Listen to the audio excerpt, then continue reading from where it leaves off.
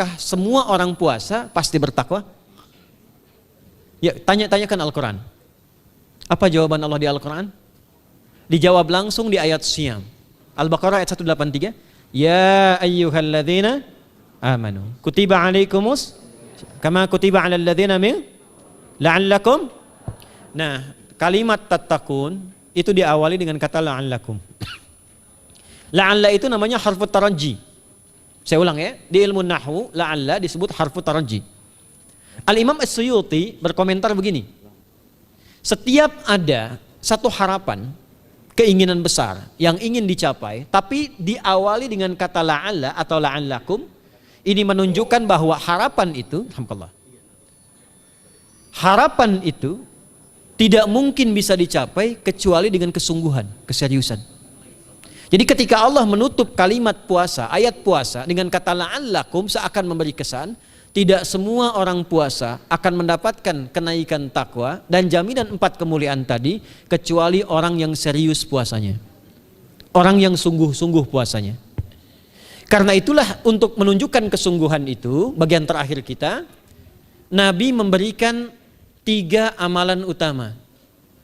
Saya akan bacakan dengan cepat 3 amalan utama yang dikuatkan oleh beliau kepada para sahabat sebelum tiba Ramadan dan sampai sekarang menjadi kurikulum Ramadan Nabi. Jadi kalau ibu bapak ingin mengeluarkan kurikulum Ramadan Nabi, nanti bikin agenda saat Ramadan ya, supaya nggak pusing nanti kalau masuk hari pertama apa yang dikerjakan, hari kedua apa yang dikerjakan, subuh apa, siang apa, sore apa. Cuman nanti saya berikan 3 yang pokok ini. Ada 3. 1, meningkatkan sholat. Saya ulang ya, meningkatkan apa? Salat. Kalau meningkat secara singkatnya berarti bertambah dari yang sekedar fardu tambah dengan apa? Sunnah. Maka dari sekarang keluarkan semua jenis salat-salat sunnah. Keluarkan dari sekarang apa saja, siang dan malamnya. Yang rawatib ada berapa rawatib? Rawatib 12. Ya, rawatib itu yang melekat dengan salat fardu dan menentukan untuk memperbaiki salat fardu. Menambah, jadi kalau kurang khusyuk ditambah dengan sunnahnya disebut rawatib. Bisa sebelum, bisa setelah salat fardu. Ada 12 dari hadis Nabi sallallahu alaihi wasallam. Man shalla isnatai asyrata raka'atan, siapa yang salat 12 rakaat fi yaumin wa lailatin, yang mengiringi salat fardu siang dan malam. Ya, bunyalahu bihinna baitun fil jannah, maka akan dibangunkan baginya satu rumah di surga kalau konsisten menunaikan 12 itu sampai meninggal dunia. Sahabat yang mendengar itu mengatakan kompak semuanya, sejak mendengar hadis itu kami usahakan istiqomah sampai meninggal tidak meninggalkannya. 12 itu 2 sebelum subuh, cepat. 4 sebelum zuhur, 2 setelah zuhur, 2 setelah maghrib, 2 setelah isya. 2 rakaat sebelum subuh, 4 rakaat sebelum zuhur. Kalau nggak bisa 4 rakaat karena terbatas waktunya, boleh 2 rakaat khusus untuk sebelum zuhur. Kalau nggak bisa 4, boleh berapa? 2. Dalilnya hadis Ibnu Umar radhiyallahu taala anhuma. Kata beliau, hafidtu asyra rakaatin, saya hafal 10 rakaat dari Nabi sallallahu alaihi wasallam salat sunnah. Maka menyebutkan sebelum zuhur 2 rakaat. Baik, jadi 12 ya, 2 sebelum subuh, 4 sebelum zuhur, 2 setelah zuhur, 2 setelah maghrib, 2 setelah isya. Ini yang disebut dengan rawatib. Jamak dari kata ratib. Di luar ini mutlak. Mutlak ini ada yang berdampingan dengan salat fardu, ada yang terpisah. Contoh yang berdampingan, 4 rakaat sebelum asar. 4 rakaat ini bukan disebut rawatib, tapi salat mutlak. Cuma waktunya berdampingan dengan salat fardu. Jadi dia nggak memengaruhi salat fardu, cuma punya keutamaan sendiri. Apa keutamaannya? Hadis Ibnu Umar radhiyallahu taala anhuma, ketika beliau menyampaikan qala Nabi sallallahu alaihi wasallam rahimallahu ra'an shalla qabla al-asri arba'an. Allah akan menambahkan rahmat pada orang yang terbiasa salat 4 rakaat sunnah sebelum salat asar. Jelas ya? Baik. Kemudian apalagi setelah itu? Salat di antara 2 adzan dan 2 adzan ini, adzan dan iqamah. Ya, di antara adzan dan iqamah. Tahiyatul masjid. Apalagi misalnya salat duha. Duha dibagi 3. Awal duha itu kurang lebih 1,5 jam setelah salat subuh. Subuh sekarang misal 4:30, maka jam 6 muncul awal duha. Namanya syuruk. Saya ulang, salat apa namanya? Syuruk itu salat awal duha. Jumlah rakaatnya 2 rakaat. Man shalal ghadata fil jama'ati thumma yaqudu yadhkurullah subhanahu wa ta'ala fa yusalli rak'ataini fakana alaihi ka ajri umratin wa hajjin, ya ka ajri ummatin wa hajjin tamatan. Siapa yang salat subuh 2 rakaat dengan berjamaah Ya, dan umumnya kalau berjamaah bisa ke masjid di masjid. Kalau tak mampu ke masjid, tunaikan di rumahnya. Setelah itu tidak beranjak dulu. Dia duduk untuk berzikir kepada Allah. Zikir itu bisa baca Quran. Quran surah 15 ayat 9 itu Quran disebut dengan zikir. Quran surah 54 ayat 17, 22, 32, 40 itu Quran disebut dengan zikir. Bisa baca Quran, bisa berdoa. Doa disebut dengan zikir. Quran surah ke-7 ayat 205. Ya. Bisa dengan apa lagi? Bertafakur, ya, mengaji, ta'lim, itu disebut dengan zikir. Ali Imran ayat 190 191. Alladzina yadhkuruna Allaha qiyaman wa qu'udan wa 'ala junubihim wa yatafakkaruna fi khalqis samawati wal ard. Ya, disebut dengan zikir. Bisa bertasbih. Zikir pagi petang, kalimat-kalimat thayyibah, ada itu di Quran surah keempat ayat 103. Jadi habis salat subuh zikir dulu. Doa dulu, zikir dulu, belajar dulu, tafsir dulu. Setelah itu muncul syuruk. Perjalanannya disebut isyraq, melewati masyrik, satu tombak bayangan, dia sholat 2 rakaat, itu pahala sholatnya senilai haji dan umrah. Sempurna. Bukan sudah haji, bukan. Mau kemana? Ibu mau haji dulu? Tidak. Ya, hajinya nanti, bulan Dzulhijjah. Tapi senilai haji dan umrah, itu 2 rakaat. Awal duha disebut apa? Syuruk. Pertengahan duha, sekitar jam 9, jam 10. Jumlahnya 2 sampai 4 rakaat. Ya, 2 sampai 4 rakaat. Apa fungsinya? 1, mengganti seluruh zikir yang ada dalam tubuh kita. Mata berzikir, telinga berzikir, lisan berzikir, bisa diganti dengan 2 rakaat duha. Itu waktunya pertengahan duha. Kurang lebih dari jam 8, 9, 10 lah, kurang lebih 3 jam itu. Ya. Yang kedua, bisa menghambat atau menghentikan, menahan satu musibah umum. Misal ada kebanjiran nih atau macet nih. Orang-orang kena macet. Bapak yang biasa sholat duha pertengahan itu tiba-tiba ditolong oleh Allah, dibebaskan. Tiba-tiba ada orang datang, Pak lewat sini di sana macet. Atau dibimbing ada kontraflow. Itu manfaatnya duha tuh. Yang pertengahan. Yang terakhir adalah akhir duha. Sekitar jam 10 sampai jam 11 menjelang ke zuhur. Ya, akhir duha itu jumlahnya dari 2 bisa 4 sampai 8 rakaat. Di antara manfaatnya bisa mempermudah datangnya rizki dengan izin Allah Subhanahu wa taala ketika ikhtiar. Itu duha. Nanti ke malamnya silahkan tahajud, tingkatkan tarawihnya sampai ditutup dengan witir. Itu salat.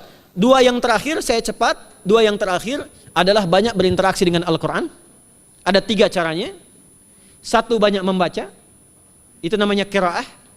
Silahkan Bapak Ibu siapkan dari sekarang, targetnya khatam misalnya 1 kali, berapa juz? 30 juz. Kalau mau gampang bagi 30, berarti 1 hari berapa? 1 juz. Paling gampang lagi, supaya nggak capek ngajinya, supaya nggak capek, bagi 1 juz 5 waktu sholat. Contoh, juz pertama itu Al-Baqarah plus Al-Fatihah. Al-Fatihah saya nggak hitung lah karena sudah hafal ya. Al-Baqarah itu 141 ayat, juz pertama. Bagi 5, 28. Jadi setiap ketemu waktu sholat, bagi 2 lagi, 28 bagi 2 berapa? 14. Sebelum sholat baca 14 ayat, setelah sholat baca 14 ayat. Itu 14 ayat tuh paling-paling nggak nyampe 5 menit Bu, Pak. Kalau investasi 10 menit setiap waktu sholat, bagi 2 kita baca 14 ayat, itu insya Allah selesai Ramadan khatam Quran. Itu udah rumus. Ya, tidak cukup dengan amin, siapkan dari sekarang. Siapkan. Ya. Kemudian mengkaji, kajian, tilawah. Itu tilawah itu di hadis Muslim pahalanya banyak. Ya, majtama'a qaumun fi baitin min buyutillahi. Ya, kita ngajinya Quran hadis ya, biar ya, lebih kuat dalilnya. Majtama'a qaumun fi baitin min buyutillahi yatluna kitaballahi wa yatadarasuna fima bainahum. Ya, siapa yang bisa tilawah Quran, ngaji, tafsir, keluarkan misalnya untuk Ramadan 10 hari saya pengen tahu Al-Fatihah. Itu ketika dilakukan punya 4 keutamaan. 1, ghasyiyatuhum rahmah. Selama ngaji rahmat Allah dibentangkan. Kalau pengen doa cepat dikabulkan, kalau istighfar diampuni. Yang kedua, awas ini nazalat alaihimus sakinah, diberikan ketenangan dalam jiwa. Bapak Ibu pengen di rumah tangga nyari sakinah, isi dengan Quran di rumah. Amalan terakhir infak. Ya, hadisnya dari Ibnu Abbas, Ibnu Abbas radhiyallahu taala anhuma, qala, ya, beliau mengatakan kana Nabi sallallahu alaihi wasallam ajwadan nas wa ajwadu ma yakunu fi Ramadan. Adalah Nabi sallallahu alaihi wasallam itu orang yang sangat luar biasa dermawan dan lembut. Dan bertambah dermawan lagi ketika tiba Ramadan. Apa yang dilakukan Nabi? Mensupport sahabat, siapapun yang punya anggaran untuk infak, disiapkan sebelum Ramadan. Jangan berpikir banyak Bu.